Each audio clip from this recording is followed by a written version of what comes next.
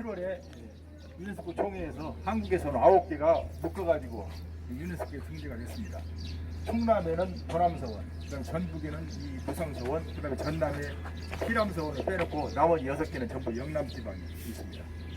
그래서 이 전라도 호남 지방은 옛날부터 물산이 풍부해가지고 구체의 길을 쓰고 공부를 안 해도 먹고 살기가 넉넉하기 때문에 옛날부터 이렇게 서원이나 향교 같은 것도 많이 적습니다.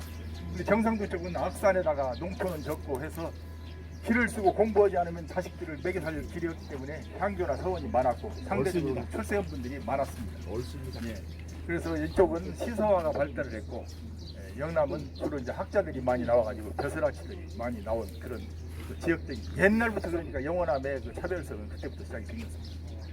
여러분이 서 계신 이곳은 현가로라고 보시면 이 생뚱맞게 공부하는 서원에 무슨 놈의 현가로냐고 그런 의아심이 있으실 겁니다. 이 현가로라는 뜻은 공자님의 말씀 중에 현가불체를 하고 있습니다.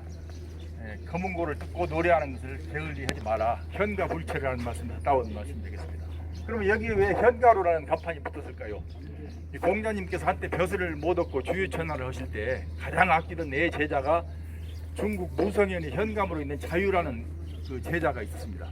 그래서 그 자유라는 제자를 찾아갔을 때 마을 입구에 들어서는데 한참 바쁜 농번기인데 이 한쪽에서는 농사일을 하는데 한쪽에서는 풍악을 울리고 하고 있어요. 그래서 공자님 말씀에 이 농사일에 힘쓰는 이 농번기에 웬 풍악인고 해갖고 제자를 만나자마자 일성을 했습니다. 농사 짓는 사람은 농사를 지어오고 오는데 여기는 왜 닭을 잡는데 소 잡는 칼로 쓰냐? 농부들은 농사나 지야 마땅한데 왜 풍악을 한쪽에서 하냐고. 그러니 그 제자가 피식 웃으면서 스승님께서 가르치기를 예약을 숭상하는 백성들은 마음씨도 어질고 또 자기 생업에 충실할 수 있기 때문에 저는 스승님의 가르침을 쫓기 위해서 이렇게 백성들한테 바쁜 농사철이지만 틈틈이 풍악을 하라고 그렇게 해서 백성들을 행제한다고 그랬더니 아차 싶었는지 내가 잠시 농담을 했노라고. 그래서 그 자리에서 이제 그 현가불철이라고 노래하고 그 검은고를 뜯는 것을 게을리하지 않는 것이 사람이 살아가는 그 좋은 방법이라고 거기서 하신 말씀이 현가불철이라는 말씀이기 때문에 여기는 이제 공자님의 가르침을 벗은 그런 서원이기 때문에 현가불철이라는 이름. 이 마을 이름이 또 7보면 무성리가 되겠습니다. 그 무성현의 그 지명을 따가지고 7보면 무성리 원촌 마을입니다.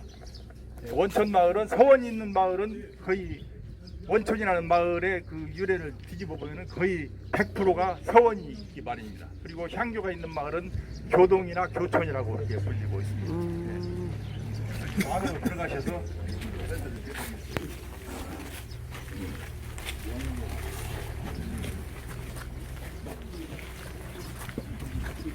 언제나 들어가실 때 언제나 들어갈 때 오른쪽으로 들어가서 나올 때 왼쪽으로 들어갈 때 오른쪽으로 들어갈. 맞아.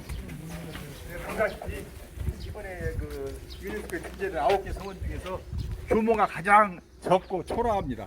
이게 보시면은 다른 데는 그냥 막 의리아리한데 여기는 딱 들어보면 앞에서 끝이 한눈에 보일 정도로 적기 때문에 대개 오신 분들은 왜 이렇게 적은 데가 유네스코에 등재됐냐고 일성이 그렇습니다. 그래서 저희는 운이라고 뭐 가방 크다고 공부 잘하지 않잖고 그렇게 해서 이 서원은 무성서원만의 3대 특징이 있습니다. 물론 나름대로 한국의 수많은 서원 중에서 9개가 선정된 데는 나름대로 이유가 있겠지만 이 무성서원은 이 보시다시피 이 규모는 작고 초라하지만은 가장 오래된 분을 모시는 서원이 되겠습니다.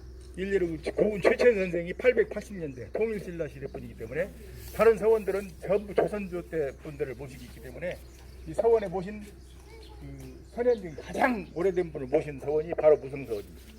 그리고 딱 보시면은 다른 서원들은 이 절처럼 이렇게 마을에서 멀리 떨어져 있는 격리된 서원인데 여기는 주민들하고 같이 더불어 살아가는 주민 친화적인 서원이 되겠습니다. 그리고 우리나라 서원 최초로 이 호남 의병이 창의했던 창의 서원이 되겠습니다. 예, 그래서 이 3대 특징이 있기 때문에 유네스코 총회에서도 가장 높은 점수로 무성서원이 통과되는데 큰 힘이 됐다는 말씀을 드리고, 일단은 엊그제 좀 흰개미 교체역에서 약재를 살포해서 냄새가 좀 고약하긴 합니다만 많이 가셨습니다. 편하게 앉으셔가지고 이 귀를 받으시면서 네, 최선을 듣도록 하겠습니다. 자연스럽게 앉아서 들으시면 저 앞뒤로 돌아가서 그냥 거기 앉아서 그냥 편하게 올라가셔도 되고.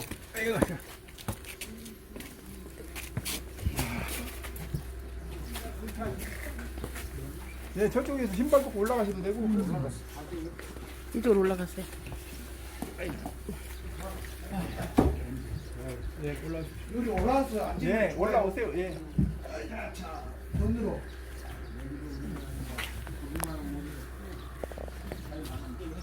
선생님, 이거 진짜 살리십니까? 아니, 저는 가라하게 그 얼굴용자로. 얼굴용자. 볼림이 얼굴형이시라고 해요. 그럼 광산이시네요. 아니, 진해도 목자가 얼굴형 있어요. 정선이. 예. 앉읍시다, 여기 올라와서. 앉으시오. 아따, 시원하게 좋네. 여기요. 헬스장이요. 편액을 아요. 주련을 한번 설명해 주시면. 주련은 이따 그렇고 수련은 이제 전문적으로 하는 분들이 있는데 오늘 마침 안 나오셨네요. 저희 그 개괄적으로 저기 말하지. 수련도 아마 지금 정읍시에서 곧 저 번역을 몇 개 가지고 책으로 나올 겁니다. 교수님 계신데 물어보면 네, 이따 이제 끝나고 대충 이제 그 저기만 몇 군데만 집중 좀 해드리겠습니다.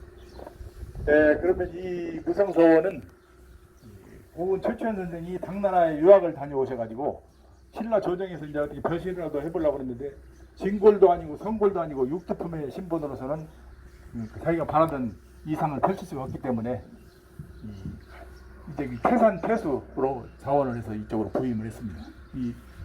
지금은 이제 이거는 정읍시 7고면이고 이쪽에 아까 피양정 이따 가실 그 피양정은 그 태인면인데 옛날에는 태산면이었습니다. 태산군의 이 태수로 부임을 했습니다. 그래서 여기서 6년 동안 계시면서 선정을 베풀고 다른 데로 떠나자 이곳 주민들이 그분의 은혜를 못 잊어가지고 이 뒷산에다가 태산사라는 생사당을 세우고 살아있는 분의 제사를 받들기 시작한 것이 무성서원의 시초가 되겠습니다. 그래서 이제 고려 시대를 거치면서 이제 그 서원은 태산사는 무너져 없어져 버리고 또 태인에서는 그 신숙주의 증손자인 신잠이라는 분이 또 태인 현감으로 부임을 해가지고 역시 거기서도 선장을 베풀고 떠나니까 태인 주민들이 그분을 못 잊어가지고 그분 역시 생사당을 세우고 제사를 지내기 시작했고 지금도 태인 면사무소에 가시면은 그 신잠 선생이 가족들을 조각품으로 만들어가지고 신잠 선생 소상이라고 해가지고 태인 면사무소에 보존이 되어 있습니다. 그렇게 해서 그 이쪽에 있던 그 고은 선생의 생사당 또 태인 쪽에 있던 신잠 그 현감의 생사당을 합쳐가지고 여기다가 다시 그 태산사라고 이제 합사를 해서 모시다가 나중에 이제 태산서원이 됐습니다. 태산서원이 돼가지고 쭉 내려오다가 이제 이근방에 그 크나큰 발자취를 남긴 이근방 출신의 유명한 분들을 몇 분을 더 모셔가지고 지금 7분이 모셔져 계십니다. 그 중에 대표적인 인물이 상천곡을 지은 거로원 정국인 선생. 그분이 서울에서 벼슬을 벌이고 이 마을이 처가입니다. 이 마을에 구고임 씨가 처가인데 이 마을에 사시면서 이 마을 그 앞뒤 그 풍경을 감상을 하시면서 봄에 그 경치를 상춘곡이 우리나라 가사문화의 효시라고 하는데 상춘곡을 이 마을에서 지었습니다. 정국인 선생. 그리고 이 마을에서 돌아가셔가지고 묘가 바로 이 뒤에 있습니다. 여기서 한 600m 지점에 있습니다. 그리고 노람 송세림이라고 조선조 제6대 왕인 조선 산정의 부인 정순왕후 송씨의 육촌간인 노람 송세림 선생이 역시 서울에서 벼슬을 하다 여기 내려가지고 고로원 정국이 선생하고 우리나라 최초의 민간 향약인 고현동 향약을 창안하는데 앞장선 분 계십니다. 노람 송세림이라고. 네, 그분은 주로 이제 그 한문을 주로 이제 전공한 학자인데 그 여기 삼아서 쓰신 책이 엄연순이라는 한문 소설이 있습니다. 그 엄연순의 뜻을 제목을 풀려자면은 졸음을 쫓는 방패라는 뜻이 되겠습니다. 그에게 책들을 잡았다 하면 졸음이 와가지고 수면제라는 그런 얘기가 들리는데 이분이 쓴 책은 한 번 읽기 시작하면 끝까지 읽지 않고 못 베길 만큼 그렇게 재미있는 내용입니다. 그 내용들이 번역이 된 것이 고금소통입니다. 좀 야해가지고 그 얘기들 고지고대로 읊혀놓으면 요새 같은 성기록인데 해가지고 적을 수 있는 책인데 그분이 쓴 소설들이 번역이 돼가지고 번역본으로 나온 것이 오늘날의 고금소통이 되겠습니다. 그리고 이제 한 분은 성제 김양묵 선생이라고 계십니다. 피람서원에 모셔진 하서 김일우 선생하고 동서지간이 되는데 그분들 처가에 처가가 굉장히 돈이 많은 집안입니다. 이제 아들이 없고 딸만 둘이 있는데 그 한 분은 하서 선생의 부인이 되고 한 분은 성제 김양묵 선생의 부인이 됐습니다. 그래서 그 처가의 재산을 물려받은 분재기가 전해지고 있습니다. 그 재산들을 사이한테 빌려준다는 그런 분재기가 되겠습니다. 그래서 그 많은 재산을 물려받은 하서 김일우 선생은 이제 막 학문도 치중했지만 이제도 밝아가지고 그 돈들이 이제 오늘날에 그 울산 김씨들 그 거래대학교와 동아일보 그 삼양사 그런 그룹들을 만드는 그 종잣돈이 되는 모양입니다. 그리고 여기에 계시는 김양국 선생은 선비는 재산이 많아도 오히려 실이된다 해가지고 먹고 사는 데는 별로 신경을 안 쓰고 후학들을 가르치고 자손들을 혼주에 뭉쳐가지고 그분의 후손 중에서는 염제 김준이라는 분이 계신데 대동 천자문이라는 천자문을 지었습니다. 여러분들이 알고 있는 천자문은 중국에서 건너온 책이거든요. 화열천자문에서 시작한 천자문은 중국의 글인데 이 염제 김준 선생이 쓴 책은 대동 천자문이라고 일부 대학에서 지금 교재로 쓰고 있는데 우리나라 실정이 맞게 똑같은 천자인데 한자도 중복이 되지 않고 우리나라 실생활에 맞는 그런 글귀들로 이루어진 대동천자문이라는 책이 있습니다. 그 책을 쓰신 분이 바로 그 성제 김양묵 선생의 후손이 되겠습니다. 그리고 또 한 분은 이제 그 묵대 정원충 선생, 그 경주정 씨이고 나중에 또 한 분 마지막으로 이제 그 명천 김관 선생 합쳐서 7분이 대양이 되어 계십니다. 여기. 그리고 무성서원의 특징은 아까도 말씀을 드렸지만 일산육약이 이루어지자 그 이근방에 있는 뜻있는 학자들 800명이 모여가지고 여기서 창의를 했습니다. 창의를 해가지고 1906년에 그래서 무성창이라고도 하고 하는데 병호창입니다. 병호년에 여기 창의를 해가지고 그 창의 당시에 면함 최혁현 선생을 맹주로 모셨는데 거기에는 이제 그 군원 임성찬을 들어가지고 많은 분들이 참여를 했는데 특별한 분은 초대 대법원장을 지내신 가인 김병로 선생, 그분도 역시 울산 김씨인데 그분이 20살 때 여기 의병에 참여를 했었습니다. 바로 이제 이 다음에 그 복흥이 생가고 그쪽에서 가가지고 얼마 안 되니까 여기 와서 이제 같이 의병에 참여를 했었습니다.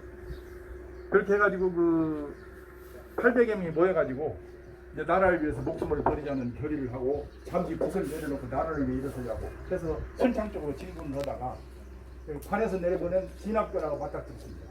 그 진압군들이 여군 같으면은 죽기를 한사코 싸울 수 있었는데 같은 나라를 위해서 일어난 사람들이 어떻게 동족끼리 싸울 수가 있냐. 그래가지고 실력이 모자라서가 아니라 그냥 거기서 패전을 스스로 반장을 전쟁을 포기를 하고 사르다 바가 됐습니다. 그래서 이제 그 일본에서 이제 서울에 끌려가가지고 재판을 받고 대마도로 위대를 갔는데 그분이 죽어도 외놈 땅은 밟지 않겠다고 신발 속에다가 그 우리나라 흙을 잔뜩 넣어가지고 그렇게 이제 그 신고 대마도로 끌려가겠습니다. 그래가지고 그 사시다가 말하자면 그 우리나라 그분의 이제 해석도 따지면 신발 바닥은 비록 저기했지만 이 그분의 발은 직접 그 한국에서 담아가진 흙을 갖고 있었기 때문에 일본 땅을 밟지 않았다는 그런 이제 얘기가 되겠습니다만은 근데 그 일본 사람들이 주는 밥은 할 수 없이 한 끼가 먹고는 나중에는 그 일본 사람들하고 시비가 되니까 내가 결국은 내놈이 주는 음식을 안 먹겠다고 한사코 거절을 해가지고 단식으로 손질을 하신 것입니다. 그렇게 해서 그 우리나라 최초의 의병을 일으킨 창의서원 그 다음에 이제 아까도 말씀드렸지만 주민들과 더불어 살아가던 주민 친화적인 그런 서원이 되겠습니다. 그렇게 해서 그 규모는 작지만 모셔진 분들의 면면을 살펴봐도 그 인원수로 봐도 다른 서원들은 보통 9개 서원 중에 많은 분은 4분 아니면 한두 분인데 여기는 7분이 모셔져 있습니다. 그래서 7분은 한 분 한 분이 전부 다 기나선 같은 분들이고 또 그 많은 족적을 남긴 그런 분들이 모셔진 이 모성서원이기 때문에 오히려 그 유네스코에 등재된 데는 당연하다고 어쨌든 저에게 생각을 하고 있습니다. 그리고 지금 이 뒷산에서 이 뒷산이 이제 완전 성황산인데 여기서 기가 내려와가지고 여기를 통과해서 앞으로 나가는 거야. 여기에서 웬만한 분들 와서 여기서 그 길을 받는다고 여름에 한낮에 더울 때 여기 누워서 길도 바꿔가고 그렇습니다. 다른 9개 서원들은 그냥 이렇게 그 일반인들의 출입이 금지될 만큼 지금 엄격히 제한을 하고 있는데 여기서는 엊그제 공연도 하고 여기서 또 그 정가도 배우고 요새 그렇습니다. 이게 문화재청에서 하는 그 문화학교도 운영을 하고 있고 그래서 지금도 역시 그 유네스코에 등재된 이후에도 일반인들의 통제를 하지 않고 그냥 개방을 해서 그 주민들과 더불어 살아가는 그런 아주 그 여러분 가까이 있는 서원이 바로 이제 무성서원이 되겠습니다. 그리고 이 지역적 특징으로 보면은 여기가 무성서원이 있고 이 바로 앞에 용제서원이라는 또 서원이 있습니다. 그리고 이 반경 2km 이내에 2원 5사가 있습니다. 2개의 서원과 5개의 사당이 있습니다. 이 바로 뒷산에는 치산사와 송산사라는 사당이 있고 바로 밑에 천의정 김영사가 기른 피장사가 있습니다. 그리고 이 앞에는 김혜련 대국공신 김혜련을 기리는 도봉사가 있고 또 우리나라 조상조실록을 임진왜란에서 건전했던 안희와 선홍을 모시는 남천사라는 또 사당이 있습니다. 이 반경 2km 안에 2원과 5사가 있는 지정학적으로도 아주 그 매력 분위기가 펄펄 나는 그런 마을이고 또 그 비운의 왕비이지만 조선조 제6대왕인 정순왕후 송씨가 바로 이 앞마을에서 태어났습니다. 지금도 가면 태생지에 비석이 있고 그 태생지가 있습니다. 그리고 우리나라 최초의 민간 향약인 고현동 향약을 창안했던 그 동각이 지금도 남아 있습니다. 고현동각이라고. 그래서 또 그리고 이제 고운 최천 선생이 유상국수로 논의던 이 그 유상대 자리가 바로 이 앞에 가면은 가문정이라는 정자만 남아 있습니다만 거기 이제 전북대학교에 의뢰해가지고 발굴을 하다가 그 유적을 찾는 데는 실패를 했습니다만 그 터가 분명하다고 이제 여러 그 부전으로 내려오는 그 장소에는 정자만 지금 가문정이라는 정자만 남아 있습니다. 그래서 그것도 언젠가는 그 제대로 이제 못 찾으면 재현을 못하면은 복원을 못할 바에는 재현이라도 해서 그 역사성을 갖춘 그 관광지로 관두동을 시킬 그런 계획으로 있습니다. 네, 그래서 지금 기운이 요리 흐르는 이 가운데로 가운데로? 가운데로 온다고. 그러면 여기가 지금 기가 흘러간단 말이에요. 그럼 여기서 앉아서 글을 읽으면 천치원만큼 그리 돼요? 그래요. 얼른 앉으세요. 여 자리입니까? 예. 갖고 있는 네, 사역은 숙종 22년 1696년에 경자년 1696년에 이 사역을 받았습니다.